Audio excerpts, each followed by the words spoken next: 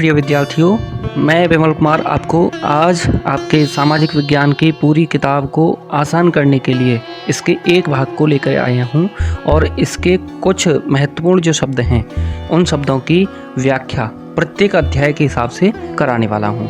तो ये भाग कौन सा है? ये भाग है जो आपका लोकतांत्रिक राजनीति वाला भाग है, उसको मैं आसानी से आपको समझाने वाला हूँ। यदि ये शब्द आपको पता है, इनकी परिभाषा पता है या इनकी व्याख्या थोड़े से पता है, तो आप परीक्षा के दौरान उस प्रश्न से संबंधित यानी ये शब्द जिस भी प्रश्न में आएंगे उस प्रश्न से संबंधित सटीक उत्तर दे पाएंगे।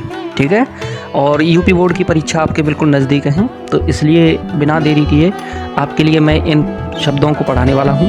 देखिए, हमारा जो पहला अध्याय है वो है सत्ता की साझेदारी यानी पावर शेयरिंग। संक्षेप में पूरी पुस्तक का हम यहाँ पर रिवीजन करने वाले हैं। ठीक है। तो देखिए, यह अध्याय लोकतंत्र के मूल सिद्धांत यानी सत्ता के बंटवारे पर केंद्रित है। किस पर केंद्रित है? सत्ता के बंटवारे पर। आगे देखिए, यहाँ पर हम देखेंगे कि संकल्पना यानी जो शब्द हैं उनके विषय में और उनके विवरण के विषय में। ठीक है। तो देखिए, पहला शब्द है सत्ता की साझेदारी। ये क्या होता है? सत्ता की साझेदारी क्या होता है, इसके बारे में देखिए। वह व्यवस्था जिसमें समाज के विभिन्न समूहों और राजनीतिक दलों को शासन प्रशासन में भागीदार बनाया जाता है। ठीक है। और यह लोकतंत्र की आत्मा है। किसकी आत्मा है? लोकतंत्र की आत्मा है। आगे देखो, हमारा अगला शब्द है विवेकपूर्ण कारण। ये आपके इस अध्याय में ये शब्द देखने को मिलेंगे और थोड़े से कठिन शब्द हैं, तो इसलिए इन्हें हल्की से आसानी से समझने की कोशिश करते हैं। देखो, सत्ता की साझेदारी से संघर्ष की भावना कम होती है। विवेकपूर्ण कारण के कारण देखिए, इसमें सत्ता की साझेदारी से संघर्ष की संभावना कम होती है। ये बात हमने पुस्तक में पढ़ी थी। और राजनीतिक व्यवस्था में स्थिरता आ जाती है। इससे क्या होता है कि राजनीतिक जो स्थिरता है वह भी व्याप्त हो जाती है और सत्ता के मध्य में जो संघर्ष की स्थिति बनी रहती है वह भी खत्म हो जाती है। संघर्ष की स्थिति नहीं बनती। फिर उसके बाद में नैतिक कारण। नैतिक कारण में लोकतंत्र की वास्तविक भावना नागरिक समूह के रूप में सरकार से जुड़कर भागीदार करते हैं। ठीक है, भागीदारी करते हैं। अब इसमें देखिए, ये हमने कहाँ पर पढ़ा था? ये पढ़ा था हमने जो बेल्जियम और श्रीलंका वाले जो उदाहरण दिए गए थे, वहाँ पर इन शब्दों को हमने पढ़ा था। ठीक है। फिर उसके बाद में देखिए बहुसंख्यकवाद। बहुसंख्यकवाद क्या है, इसके विषय में भी हम जान लेते हैं। देखो, यह मान्यता कि बहुसंख्यक संप्रदाय या बहुसंख्यक समुदाय मन चाहे ढंग से देश पर शासन कर सकता है और अल्पसंख्यक समुदाय की इच्छाओं की उपेक्षा कर सकता है। उदाहरणतः है श्रीलंका में सिंघली समुदाय। ठीक है, वहाँ पर क्या हुआ था कि जो सिंघली समुदाय है और वहाँ का जो तमिल समुदाय था, दोनों के मध्य में आपस में इसी प्रकार का मतभेद हुआ था। वहाँ पर जो सिंघली समुदाय था वह बहुसंख्यक था और तमिल जो जनसंख्या थी वह कम थी। ठीक है। तो सिंघली लोगों ने क्या किया, उनके ऊपर अपने जो नियम थे, अपनी जो सत्ता थी वो जबरन थोप दी। सिंघली भाषा जबरन थोप दी। उनकी तमिल भाषा को दरकिनार कर दिया, मतलब खारिज कर दिया, उसको नज़रअंदाज कर दिया। ठीक है। अगला देखिए, सत्ता की साझेदारी के रूप। विभिन्न अंग विधायिका, कार्यपालिका, न्यायपालिका, क्षैतिज वितरण के अंतर्गत आते हैं। इसमें देखिए, दोबारा देखिए इसे कि इसमें सत्ता की साझेदारी के जो रूप हैं, पहला रूप है हमारा, इसमें विभिन्न अंग होते हैं। जैसे ये क्षैतिज वितरण के अंतर्गत विधायिका, कार्यपालिका और न्यायपालिका ये आते हैं। ठीक है, क्षैतिज वितरण। ठीक है, क्षैतिज के आधार पर समान स्तर पर। फिर उसके बाद में ऊर्ध्वाधर वितरण होता है। ऊर्ध्वाधर वितरण में क्या होता है, विभिन्न स्तर होते हैं इसके, केंद्र, राज्य, स्थानीय सरकार। ठीक है, सबसे ऊपर केंद्र होगा, उसके नीचे राज्य होंगे अलग अलग। ठीक है, उन राज्यों में फिर स्थानीय सरकारें होंगी। ठीक है। फिर इसके बाद में सामाजिक समूह जिसमें भाषाई और धार्मिक समुदाय, जिसमें बेल्जियम मॉडल को अपनाया या देखा गया था। फिर इसके बाद में राजनीतिक दल या दबाव समूह, ये भी इसके अंतर्गत देखे थे हमने। फिर इसके बाद में देखिए सामुदायिक सरकार। इस चैप्टर का एक और कठिन शब्द है सामुदायिक सरकार, यह बेल्जियम में देखने के लिए मिला था और यह सरकार भाषा आधारित समूहों के लिए बनाई गई है जो संस्कृति, शिक्षा और भाषा से संबंधित निर्णय लेती है। इस चैप्टर के जितने भी कठिन शब्द थे उनको हमने इस प्रकार देखा। फिर उसके बाद में हम अगला चैप्टर देखते हैं, संघवाद यानी फेडरलिज्म। यह अध्याय भारत और अन्य देशों में शक्ति के ऊर्ध्वाधर वितरण पर केंद्रित है। देखिए संघवाद क्या है, सबसे पहले यही देख लेते हैं। संघवाद का मतलब है शासन की वह प्रणाली जिसमें सत्ता केंद्रीय प्राधिकार, किसके? केंद्रीय प्राधिकार और देश की विभिन्न संघटक इकाइयों जिसमें राज्य और प्रांत, राज्य या प्रांत के बीच में बटी होती है, केंद्र के बीच में और राज्य अथवा प्रांत के बीच में, ठीक है।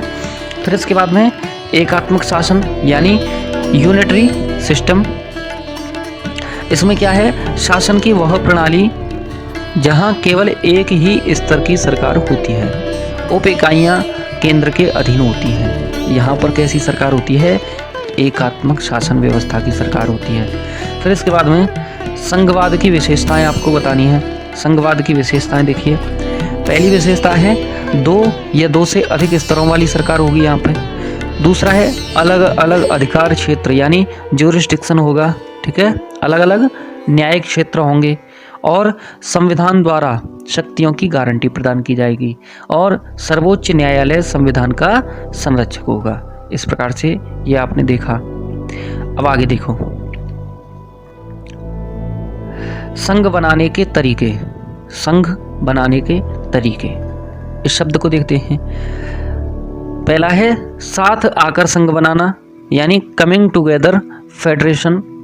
इसमें क्या है? स्वतंत्र राज्य अपनी संप्रभुता को एक साथ जोड़कर बड़ी इकाई बनाते हैं। एक साथ जोड़कर स्वतंत्र राज्य अपनी संप्रभुता को एक साथ जोड़ करके, यानी ये छोटे छोटे राज्य हैं, ये सभी आपस में मिलकर के एक देश बना लेंगे या एक संप्रभु सत्ता स्थापित कर लेंगे, ठीक है।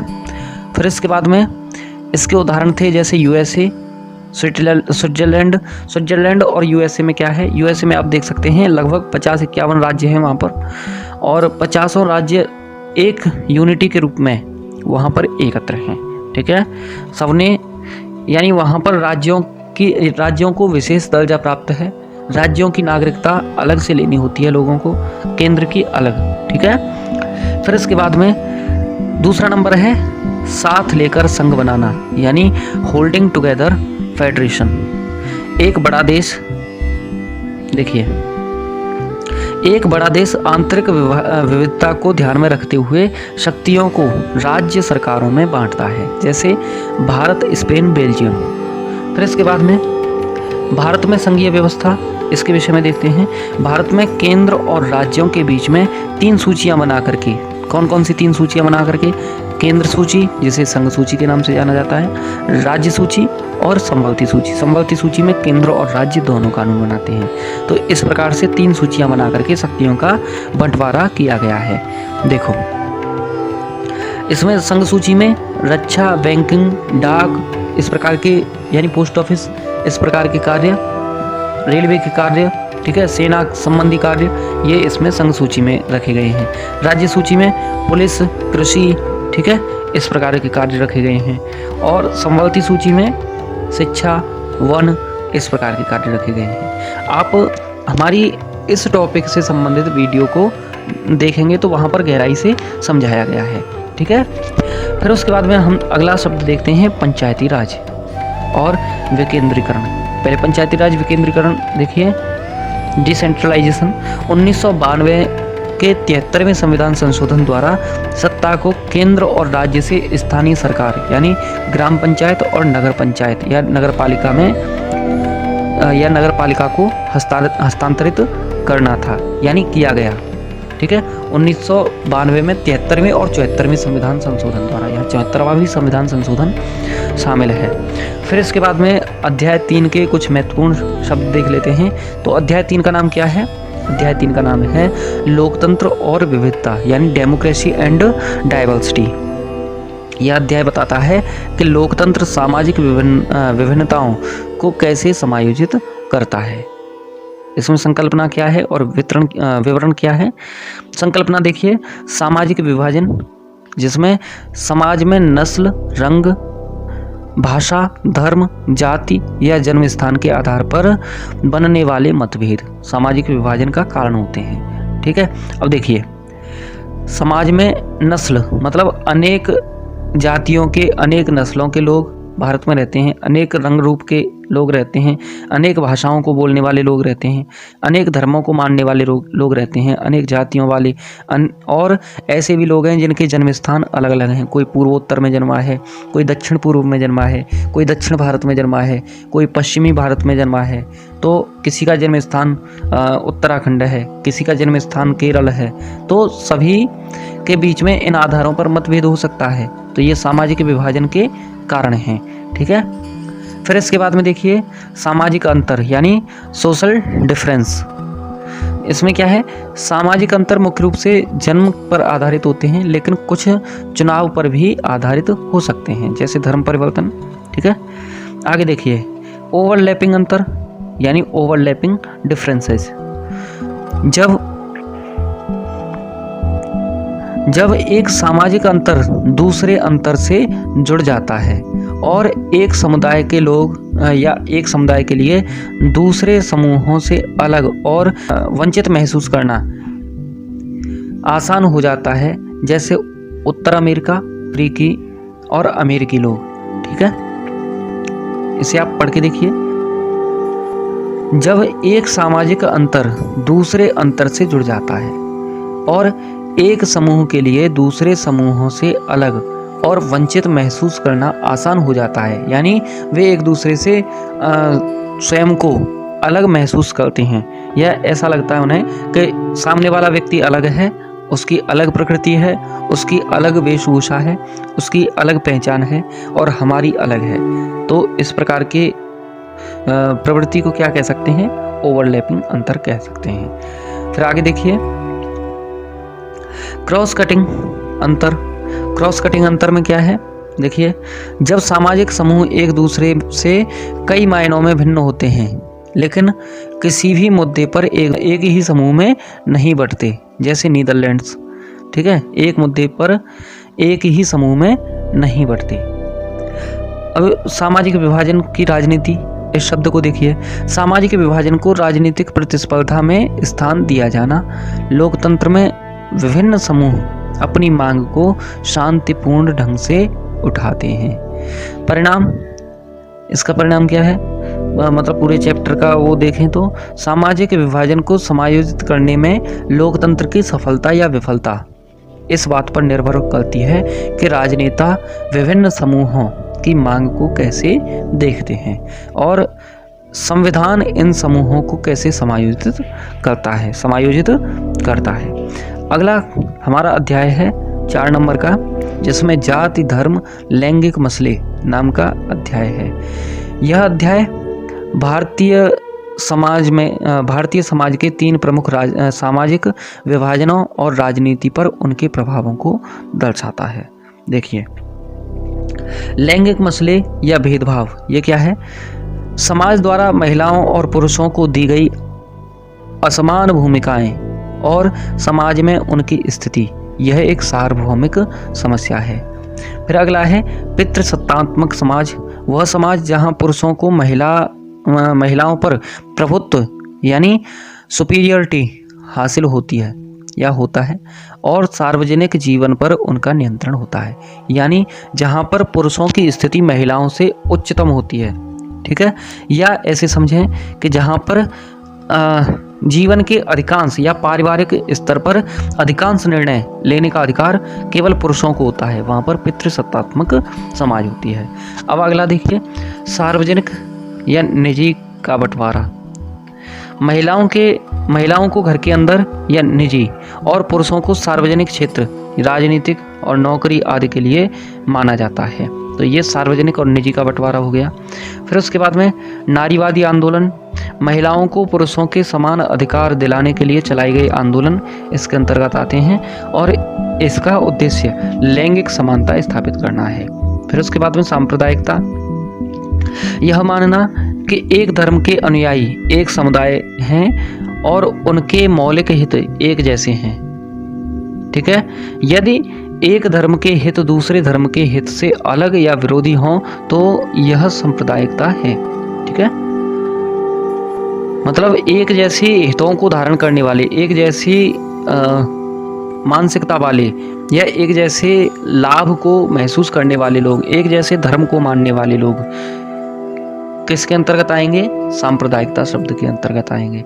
फिर उसके बाद में धर्मनिरपेक्ष राज्य यानी सेकुलर स्टेट, वह राज्य जिसका कोई राजकीय धर्म नहीं होता, वह राज्य या वह देश जिसका कोई स्वयं का धर्म नहीं होता, राजकीय धर्म कोई भी नहीं होता, वह सभी धर्मों को समान सम्मान देता है या वहाँ पर सभी धर्मों को समान सम्मान दिया जाता है और फिर किसी भी धर्म के आधार पर भेदभाव नहीं किया जाता। भारत एक धर्मनिरपेक्ष राज्य है, यानी भारत एक सेकुलर स्टेट है। फिर इसके बाद में जातिगत असमानताएं, ये शब्द देखिए, भारत में आज भी जाति व्यवस्था पूर्णतः समाप्त नहीं हुई है। हालांकि आज़ादी के बाद में अनेक प्रयास किए गए कि जातिगत जो असमानताएं हैं समाज में व्याप्त हैं उनको ख़त्म कर दिया जाए। जैसे अस्पृश्यता, ठीक है, अस्पृश्यता का मतलब है एक दूसरे को छूने से मना करना या एक दूसरे को छूने से कतराना। ठीक है, अनटचेबिलिटी, ठीक है, इसके कारण आज भी समाज के कुछ वर्गों में असमानता है और उन वर्गों को असमानता झेलनी पड़ती है। ठीक है, अगला अध्याय है हमारा अध्याय नंबर 5, जन संघर्ष और आंदोलन। पॉपुलर स्ट्रगल्स एंड मूवमेंट्स देखते हैं। तो इस अध्याय में लोकतंत्र में राजनीतिक दलों के अलावा अन्य तरीकों से सत्ता पर प्रभाव डालने के बारे में विचार किया गया है। ठीक है, तो लोकतांत्रिक संघर्ष के बारे में देखिए। लोकतंत्र में संघर्षों को राजनीतिक अभिव्यक्ति के माध्यम से सुलझाया जाता है। ये संघर्ष अक्सर संगठित आंदोलनों के रूप में सामने आते हैं। आगे देखिए, दबाव समूह यानी प्रेशर ग्रुप्स। प्रेशर ग्रुप्स किसे कहते हैं यानी दबाव समूह किसे कहते हैं? वे संगठन जो सरकार की नीतियों को प्रभावित करने की कोशिश करते हैं, यानी सरकार ने कोई नियम बनाया, कोई नीति बनाई और उन नियमों और नीतियों को या तो अपने हिसाब से बदलवाने की कोशिश करते हैं या फिर अपने हिसाब से उन्हें खारिज कराने या नष्ट कराने की कोशिश करते हैं, उन नियमों को कैंसिल कराने की कोशिश करते हैं। जैसे कृषि कानून आए थे, केंद्र सरकार के द्वारा लाए गए कृषि कानून थे, उन्हें किसानों के द्वारा आंदोलन करके या दबाव समूह के रूप में सरकार के ऊपर दबाव बना करके उन्हें वापस करवा दिया गया, यानी ख़त्म करवा दिया गया। लेकिन सीधे चुनाव में भाग ये नहीं लेते। जो दबाव समूह होते हैं वे सीधे चुनाव में भाग या हिस्सेदारी नहीं रखते। ये किसी विशेष हित या समूह का प्रतिनिधित्व करते हैं, जैसे मजदूर संघ, व्यवसायी संघ, किसान संघ। ठीक है, इस प्रकार से। फिर इसके बाद में आंदोलन शब्द देख लेते हैं। आंदोलन माने इंग्लिश में मूवमेंट। ठीक है, आंदोलन का क्या मतलब है? यह एक लंबा संघर्ष होता है जिससे एक से अधिक दबाव समूह और राजनीतिक दल भी शामिल हो सकते हैं, जिसका एक व्यापक उद्देश्य होता है, जैसे नर्मदा बचाओ आंदोलन, ठीक है, पर्यावरण आंदोलन, ठीक है, इस प्रकार से चिपको आंदोलन पर्यावरण की सुरक्षा के लिए, पेड़ों की कटाई रोकने के लिए चलाया गया था। नर्मदा बचाओ आंदोलन नर्मदा नदी को बचाने के लिए, उसकी स्वच्छता के लिए, उसमें प्रवाहित होने वाले गंदे नालों को रोकने के लिए, उसमें गंदगी को रोकने के लिए नर्मदा बचाओ आंदोलन चलाया जा रहा है, ठीक है, लोगों के द्वारा। फिर उसके बाद में गुटबंदी यानी फैक्शनलिज्म। गुटबंदी क्या होता है? लोकतंत्र में विभिन्न समूह एक दूसरे पर संतुलन बनाए रखते हैं। दबाव समूह और राजनीतिक दल एक दूसरे को नियंत्रित करते हैं, जिससे शक्ति का संतुलन बना रहता है। ठीक है, शक्ति का संतुलन बना रहता है। आगे देखिए, नेपाल का लोकतंत्र आंदोलन 2006। नेपाल में एक लोकतंत्र आंदोलन हुआ था 2006 में, हालांकि एक 2025 में अभी हुआ है, करंट अफेयर्स में भी, जो जेनजीज के द्वारा यानी लगभग युवाओं के द्वारा, जो कि 15 से लगभग 40 की उम्र तक के या 30 तक की उम्र के जो लोग हैं, उनके द्वारा जेनजीज के द्वारा वहाँ पर सत्ता परिवर्तन कराया गया है और वहाँ पर आंदोलन करके पुरानी जो सरकार थी उसे नष्ट भ्रष्ट कर दिया गया। वहाँ के जो पुराने नियम थे उनको खारिज कर दिया गया। ठीक है, वहाँ पर नई सरकार अप्लाई की गई है या लागू की गई है या बनाई गई है। ठीक है, तो देखिए इसे 2006 वाले को जो कि आपकी पुस्तक में है उसके बारे में देख लेते हैं। नेपाल में राजा की निरंकुश सत्ता को समाप्त कर वास्तविक लोकतंत्र स्थापित करने का संघर्ष चलाया गया। इसका नेतृत्व सप्तदलीय संगठन यानी SPA ने किया था। ठीक है, सप्तदलीय संगठन मतलब या सप्तदलीय गठबंधन मतलब 7 दलों का एक समूह, 7 राजनीतिक पार्टियों का एक दल। ठीक है, आगे देखिए बोलीविया का जल युद्ध यानी वाटर वार। बोलीविया में बहुराष्ट्रीय कंपनी MNCs यानी मल्टीनेशनल कंपनीज द्वारा पानी के निजीकरण के विरोध में, निजीकरण मतलब प्राइवेटाइजेशन, पानी को वहाँ पर प्राइवेट रूप में बेचा जा रहा था। जैसे यहाँ पर बिजली सरकार के द्वारा दी जा रही है और बिजली को फिर प्राइवेट कंपनी के हाथों में बेच करके फिर उसको प्राइवेटाइजेशन कर दिया जाए। ठीक है, या फिर जैसे टोल टैक्स हैं, टोल प्लाजा, टोल बने हुए हैं हाईवेज के ऊपर और उन टोल को प्राइवेट कंपनियों को बेच दिया जाए तो वे प्राइवेट कंपनियां वहाँ पर टोल वसूलेंगी। ठीक है, इसी प्रकार से पानी के ऊपर यहाँ पर क्या लगा दिया गया था, प्राइवेटाइजेशन का नियम लगा दिया गया था या उसको प्राइवेट उसमें बेच दिया गया था।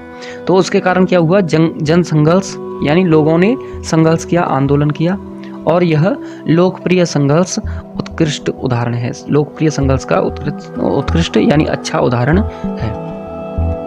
अगला अध्याय देखिए राजनीतिक दल यानी पॉलिटिकल पार्टीज। यह अध्याय लोकतंत्र की रीढ़ यानी राजनीतिक दलों पर केंद्रित है। अब इसमें देख लेते हैं राजनीतिक दल क्या होते हैं यानी पॉलिटिकल पार्टीज क्या होती हैं। लोगों का वह समूह जो चुनाव लड़ने और सत्ता प्राप्त करने के उद्देश्य से एक साथ आता है, यानी कुछ लोग एक अपना ग्रुप बनाते हैं और वे चुनाव लड़ते हैं। ठीक है, तथा समाज के लिए कुछ नीतियां और कार्यक्रम रखता है। ठीक है, वह जो समूह है, वह दल है, वह क्या करता है, समाज के लिए कुछ नीतियां, कुछ कार्यक्रम, कुछ नियम निर्धारित करता है। फिर उसके बाद में देखिए दल के अनिवार्य अंग। दल के अनिवार्य अंग क्या क्या होते हैं। पहला है नेता या लीडर। सबसे पहले कोई ना कोई नेता होना चाहिए किसी दल में। फिर उसके बाद में उसमें सक्रिय सदस्य होने चाहिए, एक्टिव मेंबर्स, जो कि उसका प्रचार प्रसार करें, उसकी नीतियों को लोगों तक पहुंचाएं, लोगों की समस्या उच्च स्तरीय नेता लोगों तक पहुंचाए। ठीक है, फिर उसके बाद में अनुयायी या समर्थक यानी फॉलोअर्स। तो अनुयायी या समर्थक कौन होते हैं, जो उनको वोट देते हैं, उन नेता लोगों को ये वोट देते हैं। ठीक है, या उनको सपोर्ट करते हैं कि हम आपके साथ हैं, आप जो है चुनाव लड़िए। फिर राजनीतिक दलों के कार्य देख लेते हैं। इनके कार्य हैं चुनाव लड़ना, नीतियां और कार्यक्रम बनाना, कानून बनाना, सरकार बनाना और सरकार चलाना और विपक्ष की भूमिका निभाना। कभी कभी ऐसा होता है कि कोई दल पूर्ण बहुमत से या पूरी तरह से अधिक सीटें प्राप्त नहीं कर पाता है, वह कम सीटें प्राप्त करता है तो वह विपक्ष की भूमिका भी निभाता है। फिर इसके बाद में देखिए एक दलीय, द्विदलीय और बहुदलीय व्यवस्था। एक दलीय व्यवस्था के अंतर्गत क्या होता है, केवल एक दल को शासन करने की अनुमति होती है। जैसे चीन में केवल एक ही दल की सरकार हमेशा रहती है। ठीक है, द्विदलीय शासन व्यवस्था में सत्ता 2 मुख्य दलों के बीच में ही रहती है। जैसे USA और UK, वहाँ पर 2 पार्टियां हैं। जैसे हमारे यहाँ पर केवल कांग्रेस और BJP ही हो, अन्य पार्टियां नहीं हो, लेकिन हमारे यहाँ पे तो बहुत सारी पार्टियां हैं। बहुदलीय में 2 से अधिक दल आपस में सत्ता के लिए चुनाव लड़ते हैं। ठीक है, या 2 से अधिक दलों के पास में सत्ता में आने का मौका होता है। जैसे भारत में Congress party, Samajwadi party, Bahujan Samaj party, आम आदमी पार्टी, ठीक है, इस प्रकार से तृणमूल कांग्रेस पार्टी, इस प्रकार से अनेक पार्टियां हैं। ठीक है, छोटी बड़ी अनेक पार्टियां हैं। केंद्र के स्तर पर कुछ सीमित हैं, 6-7 पार्टियां हैं बस। ठीक है, और राज्य के स्तर पर कई पार्टियां हैं, बहुत सारी पार्टियां हैं। उससे और नीचे आओगे तो लोकल स्तर पर बहुत पार्टियां हैं। ठीक है, गठबंधन या मोर्चा ये क्या होता है, इसे अलायंस या फ्रंट बोलते हैं, जैसे इंडी गठबंधन, जिसे इंडिया अलायंस के नाम से जानते हैं। अब देखिए, जब चुनाव लड़ने और सत्ता में आने के उद्देश्य से कई पार्टियां एक साथ आती हैं तो उसे गठबंधन कहते हैं। जैसे वर्तमान में एनडीए, इंडिया, इस प्रकार की गठबंधन है। ये कांग्रेस का है, ये बीजेपी का है, इस प्रकार के गठबंधन है। ठीक है। अब दलों के सामने चुनौतियां, इन राजनीतिक दलों के सामने चुनौतियां क्या क्या होती हैं वो भी देख लो। आंतरिक लोकतंत्र का अभाव, यानी कुछ ही नेताओं के हाथ में शक्ति रहती है। जो वास्तविक शक्ति है या बड़े स्तर की शक्ति है वो कुछ ही लोगों के हाथ में या कुछ बड़े नेताओं के हाथ में ही रहती है। दूसरा, वंशवाद की चुनौतियां, योग्यता की बजाय परिवार को महत्व दिया जाता है यहाँ पे। जैसे मुलायम सिंह यादव का बेटा अखिलेश यादव हुआ, ठीक है, वंशवाद चलता आ रहा है। लालू का बेटा वहाँ पर चुनाव लड़ रहा है, नीतीश कुमार का बेटा। और वहाँ पे जैसे इससे भी और बड़ा स्तर देखें तो कांग्रेस पार्टी में नेहरू के बाद में इंदिरा गांधी, राजीव गांधी हुए, राजीव गांधी के बाद में राहुल गांधी वगैरह, ये जो है चले आ रहे हैं। तो नेता के रूप में केवल ये ही उभर कर बार बार सामने आ रहे हैं। ठीक है, यानी वंशवाद की स्थिति चलती रहती है। फिर इसके बाद में धन और अपराधी तत्वों का प्रभाव रहता है यहाँ पे, यानी जो जितना बड़ा अपराधी होगा उसका प्रभाव उतना ही ज़्यादा यहाँ पर देखने को मिल जाता है, या जिसके पास में जितना अधिक धन होगा, पैसा होगा, वह उतना ही अपना प्रभाव वहाँ पर लोकतंत्र में या चुनाव में दिखाएगा। ठीक है। फिर इसके बाद में सार्थक विकल्प का अभाव और नीतियों में समानता। ठीक है, तो सार्थक विकल्पों का भी यहाँ पर अभाव रहता है। सुधार के प्रयास, दल बदल विरोधी कानून लाए गए सरकार के द्वारा। ठीक है। फिर उसके बाद में शपथ पत्र और संपत्ति और आधिकारिक मामलों का भी विवरण। संपत्ति और आधिकारिक मामलों का विवरण शपथ पत्र के माध्यम से यहाँ पर दिया जाता है चुनाव आयोग को। और संगठन के चुनाव अनिवार्य कराना, ये भी सुधार के प्रयास हैं। फिर इसके बाद में लोकतंत्र के परिणाम, अगला हमारा अध्याय है आउटकम्स ऑफ डेमोक्रेसी। यह अध्याय लोकतंत्र के मूल्यों पर या मूल्यांकन पर केंद्रित है। इसमें देखिए लोकतंत्र क्या होता है, लोकतंत्र के विषय में देख लेते हैं। आगे देखिए लोकतंत्र क्या है। यहाँ पर जवाबदेह, उत्तरदायी और वैध सरकार प्रदान करता है। ये लोकतंत्र जो है, जवाबदेह मतलब जनता के पैसे की जवाबदेही, जनता का धन है उसके आय व्यय की जिम्मेदारी या जवाबदेही, उत्तरदायित्व, वो सब कुछ लोकतंत्र में देखा जाता है। और वैधानिकता भी देखी जाती है, यानी कानून के हिसाब से यह संचालित किया जाता है, संविधान के आधार पर ही इसका संचालन किया जाता है, इस प्रकार की लोकतांत्रिक सरकारों का। ठीक है। फिर इसके बाद में जवाबदेह और उत्तरदायी या जवाबदेही और उत्तरदायी। तो लोकतंत्र में सरकार जनता के प्रति जवाबदेह होती है और जनता की मांगों के प्रति उत्तरदायी होती है, क्योंकि उन्हें अगला चुनाव भी तो जीतना होता है ना। ठीक है। फिर उसके बाद में वैध सरकार, लोकतांत्रिक सरकार वैध यानी लेजिटिमेट होती है, क्योंकि इसे नागरिकों के द्वारा संवैधानिक प्रक्रिया से चुना जाता है। इसे दुनिया में सबसे अच्छी सरकार माना जाता है। आगे देखिए आर्थिक असमानता क्या होती है। लोकतंत्र में अमीर और गरीब के बीच में असमानता कम नहीं होती, गरीब की आय कम होती है, जिससे आर्थिक लोकतंत्र की चुनौतियां बनी रहती हैं। आगे देखिए आर्थिक असमानता, लोकतंत्र में अमीर और गरीब के बीच असमानता कम नहीं होती, गरीब की आय कम होती है, जिससे आर्थिक लोकतंत्र की चुनौतियां बनी रहती हैं। आगे देखो विविधता का सामंजस्य, लोकतंत्र विभिन्न सामाजिक समूहों के बीच शांति और सद्भाव बनाए रखने के लिए एक प्रक्रिया प्रदान करता है, जिससे संघर्ष को नियंत्रित किया जाता है। आगे देखो गरिमा और स्वतंत्रता, लोकतंत्र व्यक्ति की गरिमा को बढ़ावा देता है और इसमें महिलाओं, दलितों और अल्पसंख्यकों के साथ समान व्यवहार सुनिश्चित करने का प्रावधान होता है। लोकतंत्र का मूल्यांकन, लोकतंत्र में सभी बुराइयों को दूर करने की क्षमता होती है। हमें सिर्फ इस बात पर ध्यान नहीं देना चाहिए कि सरकार क्या करती है, बल्कि इस पर भी कि नागरिक क्या करते हैं। अगला अध्याय देखिए, हमारा अगला अध्याय है लोकतंत्र की चुनौतियां, यानी चैलेंजेस टू डेमोक्रेसी। यह अध्याय लोकतंत्र के सामने आने वाली प्रमुख समस्याओं और उनके समाधान पर केंद्रित है। देखिए, लोकतंत्र की चुनौतियां क्या होती हैं, इसके विषय में देखिए। लोकतंत्र को मजबूत करने, विभिन्न क्षेत्रों में लागू करने और उसे सार्थक बनाने में आने वाली जो बाधाएं होती हैं, उन्हें लोकतंत्र की चुनौतियां कहा जाता है। फिर उसके बाद में बुनियादी चुनौतियां यानी फाउंडेशनल चैलेंजेस क्या होते हैं। अलोकतांत्रिक शासन को हटाकर एक प्रभावी लोकतांत्रिक व्यवस्था स्थापित करना कमजोर लोकतांत्रिक देशों के लिए है। ठीक है, आगे विस्तृत चुनौतियां या विस्तार की चुनौतियां। लोकतंत्र की बुनियादी सिद्धांतों को भी सभी क्षेत्रों, समूहों और संस्थानों तक फैलाना, जैसे महिलाओं और अल्पसंख्यकों की भागीदारी बढ़ाना। ठीक है, आगे देखो गहनता की चुनौतियां क्या क्या हैं। लोकतंत्र को इस तरह मजबूत करना कि लोग उम्मीदों के अनुसार परिणाम प्राप्त कर सकें। इसमें भ्रष्टाचार और असमानता कम करना शामिल है। फिर उसके बाद में राजनीतिक सुधार यानी पॉलिटिकल रिफॉर्म्स।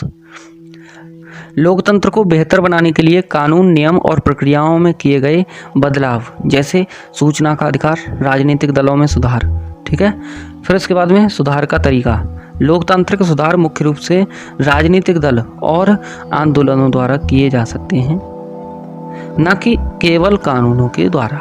ये हमारा यहाँ पर अध्याय पूरा होता है। तो प्रिय विद्यार्थियों, अगर आपको इनमें से कोई भी शब्द कठिन लगे या कहीं पर भी समस्या आए तो आप तुरंत तत्काल में कमेंट बॉक्स में कमेंट करके अपनी समस्या लिख देना, बता देना।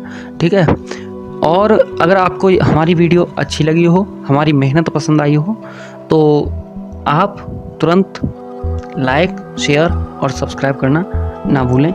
ऑल का ऑप्शन दबा करके बेल आइकन दबा देना, ताकि आपके पास में सभी वीडियोस आती रहें। यहाँ पर हम कंपटीशन की भी तैयारी कराते हैं, जिसमें समीक्षा अधिकारी, आरओ, एआरओ, लेखपाल, यूपीएससी, यूपीपीसीएस, ठीक है, पटवारी और वीडियो इस प्रकार की, या एसएससी, जीडी, रेलवे, बैंकिंग, इस प्रकार की करंट अफेयर्स की क्लासेज आपके सामने हम लाते रहते हैं। अधिकांशतः हमारी क्लासेस प्रश्नोत्तरी से संबंधित भी रहती हैं, तो इसलिए हमारे साथ में बने रहिए, अपनी तैयारी को बेहतर कीजिए। और परीक्षा नज़दीक है तो इसलिए